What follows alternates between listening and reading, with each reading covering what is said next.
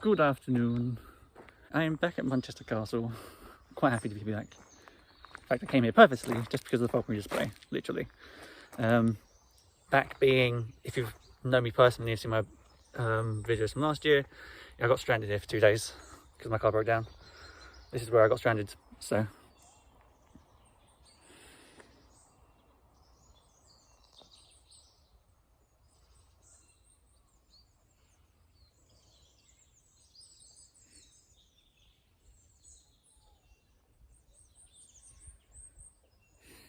Yeah, it's nice. Now, he is a cracking bird, and the name, the bald eagle, often throws people. They look at this bird and they go, I don't understand why it's called, oh, duck, by the way. There we go. I don't understand why it's called the bald eagle. He's got feathers on the top of his head. This makes no sense whatsoever. Why on earth do they call it the bald eagle? Now, it goes back to Old English language, bald, which translates into white in coloration. And he's now mature. He's 6.5 years old. And that lady's got the best view down there. He's got his white head and his white tail because he's reached maturity. Now, and they stand a better chance of catching their fish. Go on, my boy. Good ducking. Hit the deck over there. I love it when people hold the top. I don't know why. Very, very quiet. Well, for the past 2 years nearly. And he arrived here, and as I said, we were very, very quiet, and we started flying him. And then when we could have visitors, she gives me tingles because you never quite know. It's a bit like the Forrest Gump. You never know what you're going to get. She's a bit like a box of chocolates. Every single day, the weather is different. It's normally raining, but her style of flight is different every single day. Now, she's what's known as a Blackchested Buzzard eagle, and they originate from South America in the wild. Now, they fly very similar to a native bird of prey that can be found in this country, that is the common buzzard. Now, these birds, how they're designed, they like to do, is to try and soar. Look at that. An energy-efficient style of flight. Every single time she beats her wings, it wastes fuel. If she can set her wings and glide, she can save herself energy. Now, the air is their wings. They want to save energy, so they'll set their wings and they will glide and soar around. They can search for food this way. They can travel great distances, and they'll even do it as a courtship display as well. Go on, my girl. Now, they have quite large feet. They'll catch prey items up to the size of a jackrabbit, which is larger than our mountain hare. Huge, huge mammal. And we're going to show you in a moment or two's time how she hunts. Watch this. Here she comes now. Stooping in over the top of your heads and gets her reward. Here is Gaston. Now, Gaston is a Furos Eagle owl. He will expect you to duck, by the way. All of the other ones have been kind up until now. Gaston does not care about social distancing at all. You know, COVID, no COVID, he doesn't care. He will expect you to duck. So, the Furos Eagle owl is the third largest owl found across the globe, and this is also Africa's largest species of owl.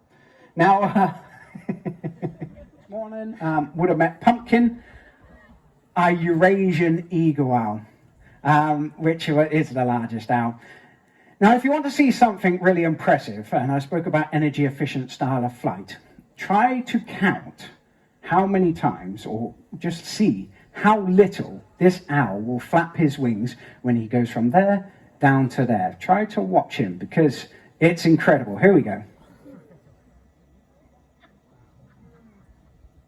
Look at that. If anybody wants to design a paper aeroplane, design it on Gaston.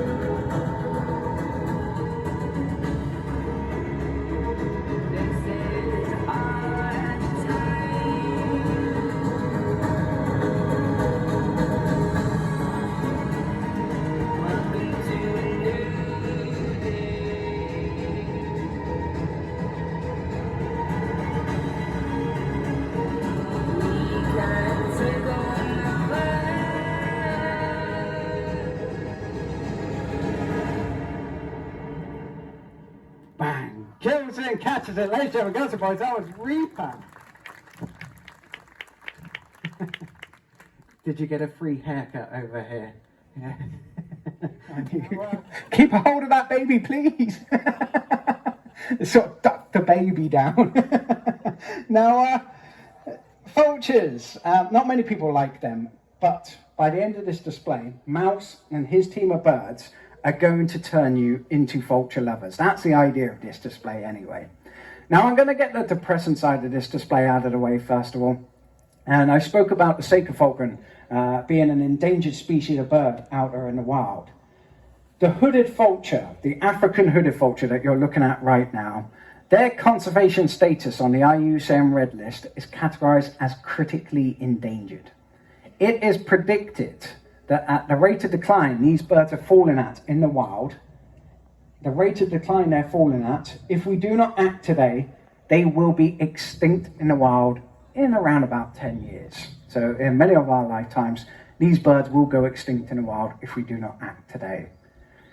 Now, I could sit on this perch, I could talk about all the struggles vultures face. Vultures across Africa, Asia, parts of Europe are having a really tough time, and many of them are now on the brink of extinction.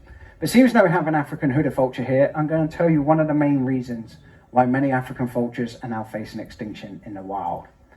Who here has heard of elephant poaching?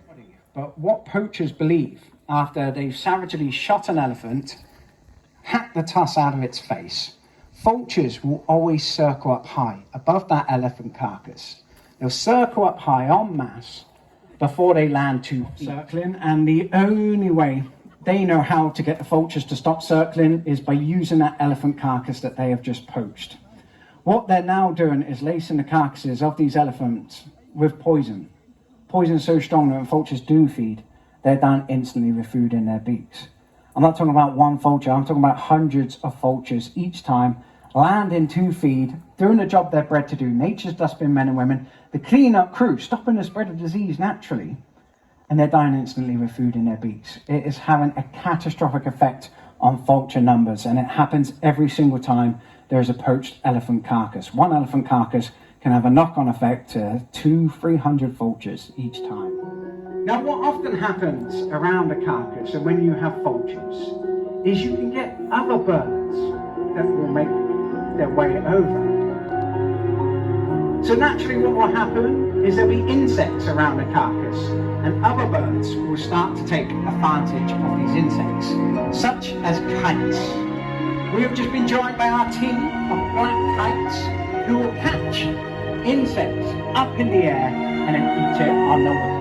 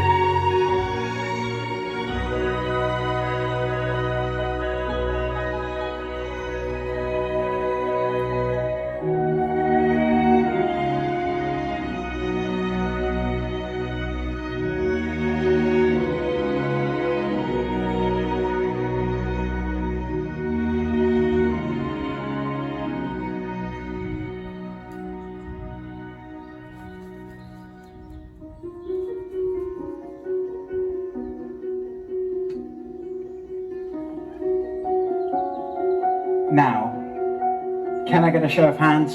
Who likes vultures? Yes! Mouse, Malaki and his team of kites have done their job. Now, they were our final team of birds. The vultures are going to take themselves off home to Chloe. The kites, this is their moment. They can fly around, they can pick up all the scrap bits, and then when they're ready, they'll fly off back home to their aviaries. Now, they were our final team of birds. However, before I do lose you all, I want to thank each and every one of you. Thank you for visiting today, buying your tickets, buying your wristbands. You've helped out our conservation efforts massively, so thank you very much. Now, it is a big ask, and it sounds like a begging plea, but at the end of this display, with myself and the lovely Tammy over there, we're going to be selling our conservation wristbands. They cost just £1 each, but I do promise you, every single pound you give goes straight in towards conservation, not spent here, there, wherever. It's not put in someone's back pocket. I honestly wouldn't plug them if they did. Other than that, guys, the sun is still trying to come out. Enjoy the rest of your day here at Muncaster, and thank you again, guys. Have a good day. Thank you.